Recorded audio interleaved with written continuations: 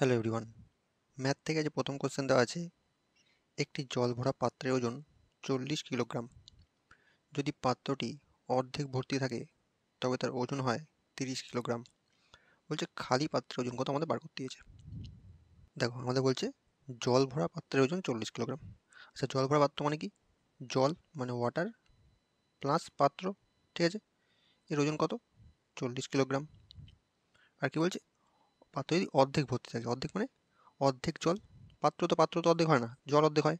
তাহলে অর্ধেক জল প্লাস পাত্র ইজিক্যাল টু বলছে 30 কিলোগ্রাম, ঠিক আছে?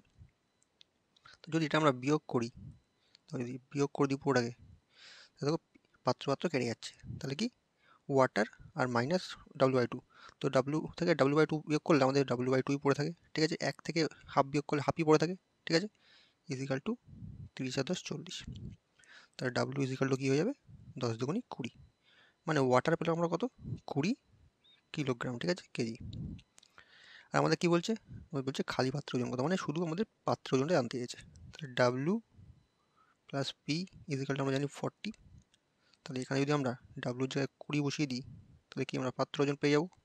তাহলে হয়ে যাবে পি ইজিক্যাল টু 40 মাইনাস 20, ঠিক আছে? মানে হয়ে যাবে আমার 20 কেজি। শুধু পাত্রের ওজন কত? খালি পাত্রের ওজন, খালি পাত্রের ওজন হয়ে যাবে 20 কেজি। অপশান সি হয়েছে সঠিক উত্তর। বোঝা গেল? চলো পরের কোশ্চেন দেখা যাক। পরবর্তী কোশ্চেন আছে, কিছু পরিমাণ টাকা সরল সুদে বিনিয়োগ করা হলো। যদি ওই টাকা 10 বছরে 3 গুণ হয় তবে সুদের হার কত আমার বার করতে দিয়েছে। দেখো আমার বলছে কিছু পরিমাণ টাকা, তোমরা ধরলাম টাকা হচ্ছে পি ইজিক্যাল টু ধরলাম 100 টাকা, ঠিক আছে?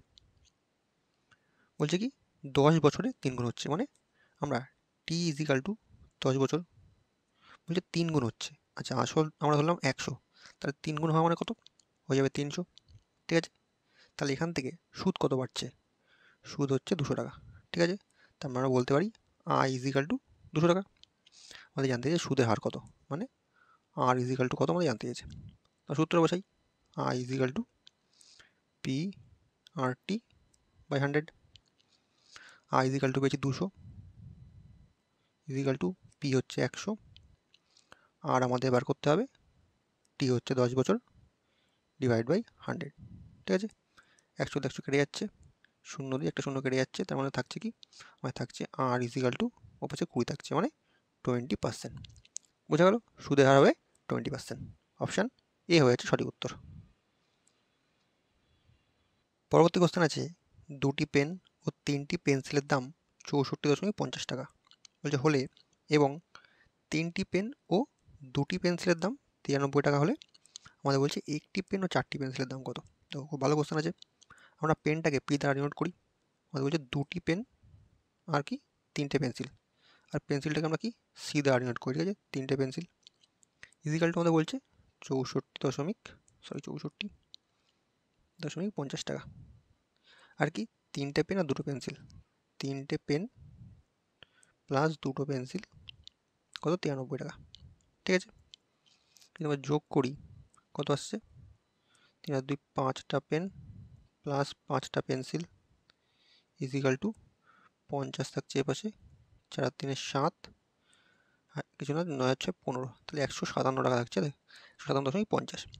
আচ্ছা, এখান থেকে যদি আমরা 5টাকে কমন নিই, তাহলে একটা পেন প্লাস পেন্সিল থাকছে, একটা পেন্সিল থাকছে ইজিক্যাল টু 157.50 থাকছে, ঠিক আছে? যদি 5 দিয়ে কাটি, দেখো কত হচ্ছে, 3 5 15, 5 তারপর হচ্ছে 5 1 5, ঠিক আছে? থাকছে 2 25, 5 5 25, মানে 31.50 হচ্ছে একটা পেন একটা পেন্সিলের দাম। এটুকু বুঝতে পারলে?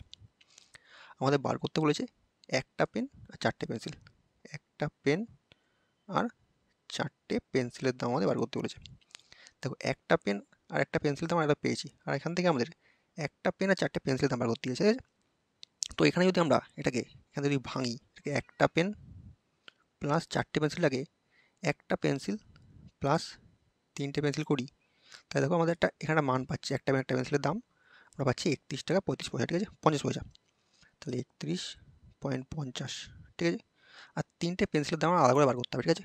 তো আলাদা করে কোথাও পেন্সিলের দাম বলা হয়নি, আমাদের বার করতে হবে। তারপর যদি আমরা একটা কাজ করি, একটা পেন একটা পেন্সিল এখানে পেয়েছি, একটু মুছে দিই। যদি 2 দিয়ে গুণ করি, তাহলে আমরা দুটো পেন প্লাস দুটো পেন্সিল পাই, ঠিক আছে, ইজিক্যাল টু এটা হয়ে যাচ্ছে কত, 0 0 হয়ে যাচ্ছে, 2 দিয়ে করলে 50 100 62 63 টাকা হচ্ছে, ঠিক আছে। দুটো পেন দুটো পেন্সিলের দাম 63 টাকা পেয়ে যাচ্ছে, ঠিক আছে। এবার এখান থেকে দেখো, দুটো পেন তিনটে পেন্সিলের দাম ছিল আমাদের 64.50 টাকা, আর দুটো পেন আর দুটো পেন্সিলের দাম পেলাম 63 টাকা, ঠিক আছে। তাহলে এখান থেকে দুটো পেন যদি বিয়োগ করি কেটে যাচ্ছে, এখান থেকে তিনটে পেন্সিল একটা পেন্সিল থাকলে হচ্ছে আমার একটা পেন্সিল থাকছে, ঠিক আছে।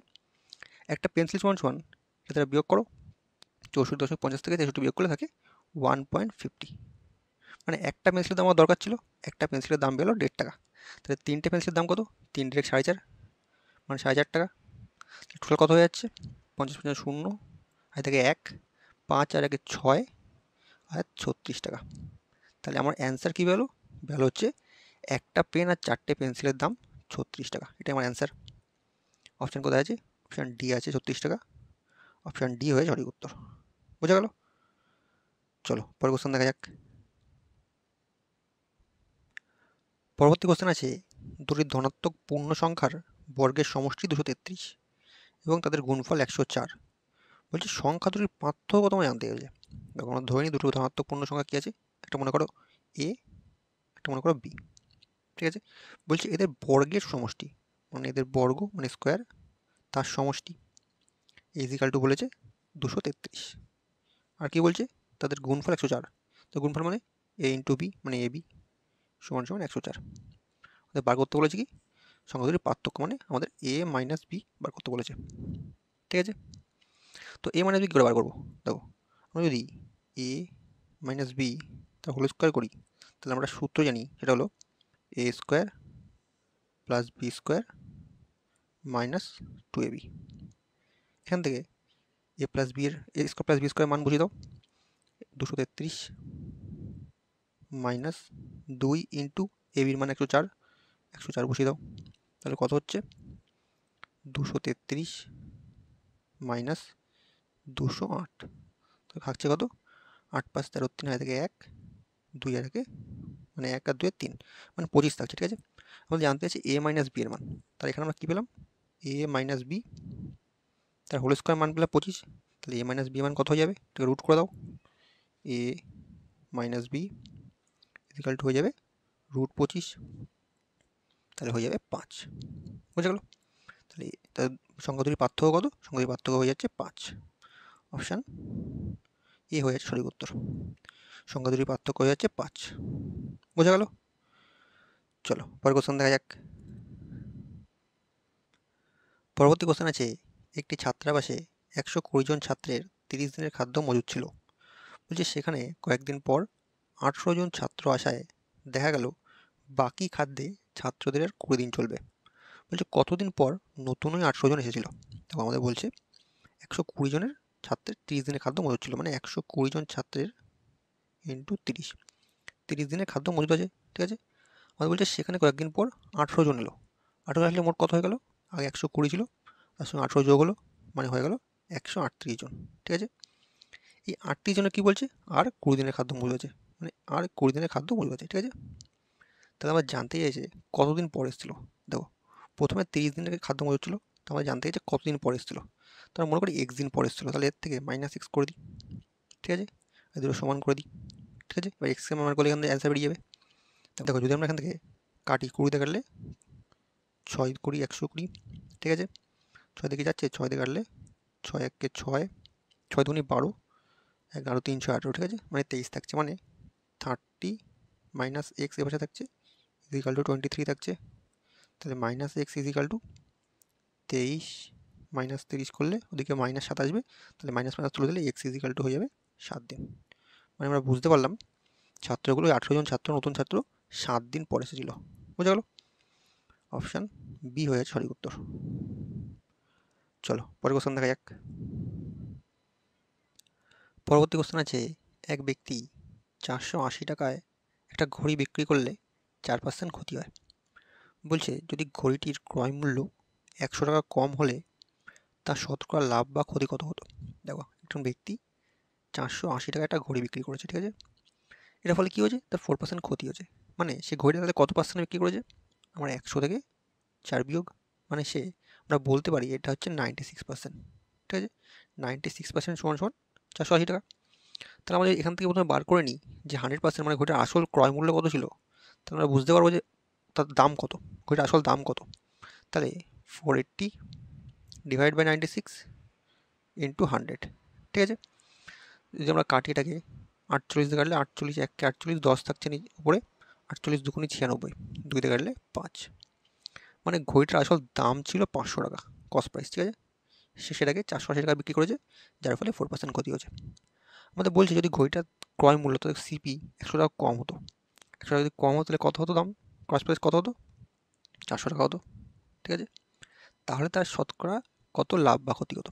দেখো, যদি কস্ট প্রাইস 400 টাকা হতো আর যদি 480 টাকায় বিক্রি করতো, তাহলে লাভ হতো নিশ্চয়ই 80 টাকা লাভ হতো। ঠিক আছে, আর তাহলে পার্সেন্টেজে কত লাভ হতো, ডিভাইড বাই কস্ট প্রাইস, অর্থাৎ 400 ইন্টু 100। 100 দিয়ে কাটলে 4, 4 দিয়ে কাটলে 4 কুড়ি 80, মানে তার লাভ হতো 20%। বোঝা গেল? তাহলে লাভের শতকরা হার কত, 20%।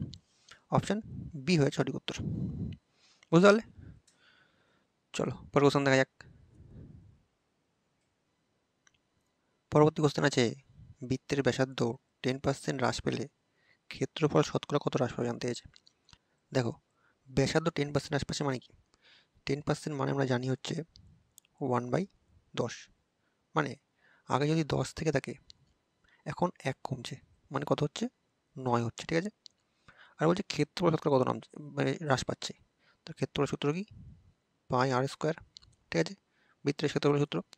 তাহলে এটা ইজিক্যাল টু, আগে যদি 10 থেকে থাকে তাহলে হয়ে যাবে পাই আর স্কোয়ার, মানে দুদিকেই পাই থাকবে, তো পাই পাই আমরা ক্যান্সেল করে দেবো, আর স্কোয়ার মানে 10 স্কোয়ার, মানে হয়ে যাবে 100, আর পরে হচ্ছে 9, মানে 9 স্কোয়ার মানে 81। ঠিক আছে, দুদিকে পাই পাই থাকছে, দুদিকে পাই পাই উঠে যাবে, তাহলে এখান থেকে কত হ্রাস পাচ্ছে, হ্রাস পাচ্ছে হচ্ছে 100 থেকে 81, মানে 19 কমে যাচ্ছে।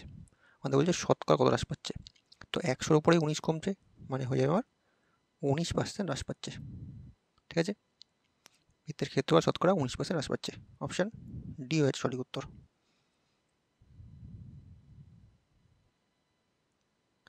পরবর্তী কোশ্চেন আছে, 4 জন পুরুষ অথবা 6 জন মহিলা একটি কাজ 24 দিনে করতে পারে। বলছে 6 জন পুরুষ ও 3 জন মহিলা ওই কাজটা কতদিনে করতে পারবে। দেখো, আমাদের বলছে 4 জন পুরুষ অর্থাৎ 4 জন ম্যান, অথবা বলেছে মানে ইজিক্যাল টু 6 জন ওমেন, মানে 4 জন পুরুষ যে কাজ করে 6 জন ওমেন সেই কাজ করে। ঠিক আছে, তাহলে এখান থেকে আমরা একটা ইউনিট নিয়ে আসি, যদি এখান থেকে আমরা মেনটাকে বসে রাখি তাহলে হয়ে যাবে 6/4 ওমেন, মানে একজন মেন ইজিক্যাল টু হয়ে যাবে 3/2 ওমেন। আমাদের জানতে চেয়েছে 6 জন মেন পুরুষ আর 3 জন মহিলা কাজটা কতদিনে করবে।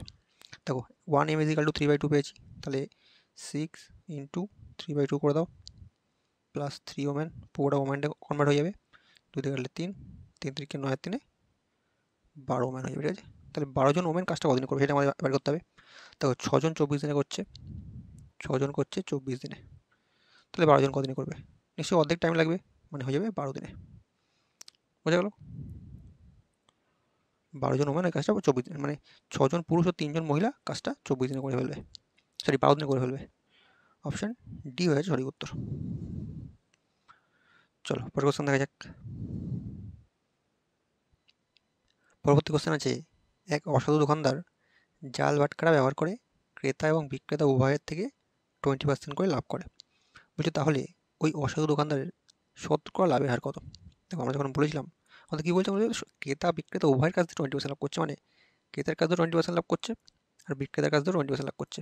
তাহলে পরপর দুটো বৃদ্ধি পাচ্ছে একই অ্যামাউন্ট, মানে একই পার্সেন্টেজ, তো আমরা কী বলেছিলাম, আমরা পার্সেন্টেজ বৃদ্ধির সময় যখন কী বলেছিলাম, সূত্র বলেছিলাম A plus B plus A B by 100, এই সূত্রটা বসালে আমার অ্যান্সার বেরিয়ে যাবে।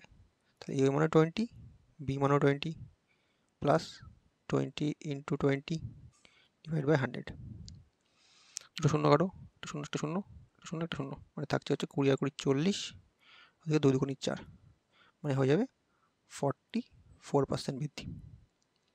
বুঝতে পারলে? তাহলে লাভের শতকরা হার কত, বৃদ্ধি না, লাভের শতকরা হার,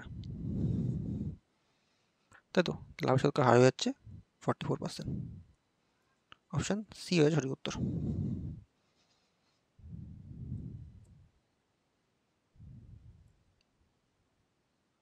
পরবর্তী কোশ্চেন আছে, যদি কোনো সংখ্যাকে 62.5% হ্রাস করা হয় তবে সংখ্যাটি হয় 6321। বলছে মূল সংখ্যার কথা নির্ণয় করতে। দেখো, যদি আমরা ধরে নিই মূল সংখ্যাটা মনে করো 100%, ঠিক আছে, তার থেকে কত হ্রাস করছে? 62.5 বিয়োগ হ্রাস করছে, তাই থাকছে কত? থাকছে হচ্ছে 0.5, আর থেকে 1, 3 আর 7 10, আর থেকে 1, 6 আর 1 7, 7 থেকে 10, মানে 37.5% থাকছে। তাহলে এটা সমান সমান হ্রাস করার পরেও বলছে আমাদের 6321, 6321, সরি 21। তাহলে জানতে চাই যে মূল সংখ্যাটা কত। মূল সংখ্যা 100%, তাহলে 100 সমান সমান কত এটা বার করো। যদি আমরা লিখি 6 দিয়ে কাটলে 6 3 2 1 ডিভাইড বাই 37.5 ইন্টু কত 100, ঠিক আছে। আমরা পয়েন্ট তুলি নিচ থেকে, তাহলে উপরে একটা 10 দিয়ে গুণ হয়ে যাচ্ছে। এবার কাটি, 5 দিয়ে কাটলে 5 7 35, 5 5 25, 5 দিয়ে কাটলে 2। এবার যদি 3 দিয়ে কাটি তাহলে হচ্ছে 3 দিয়ে কাটলে 3 25 75, 25 থাকছে 3 দিয়ে কাটলে, 3 দুগুণে 6, 3 1 3, 21 মানে 07, 3 7 21, 25 দিয়ে কাটলে 4 25 100, মানে আমার থাকছে 2107, এখানে 4 দুগুণে 8 ইন্টু 8, যদি গুণ করি 7 8 56, 6, 5 বসে যাবে, 8 1 8, 8 দুগুণে 16, মানে মূল সংখ্যাটা ছিল হচ্ছে 16,856।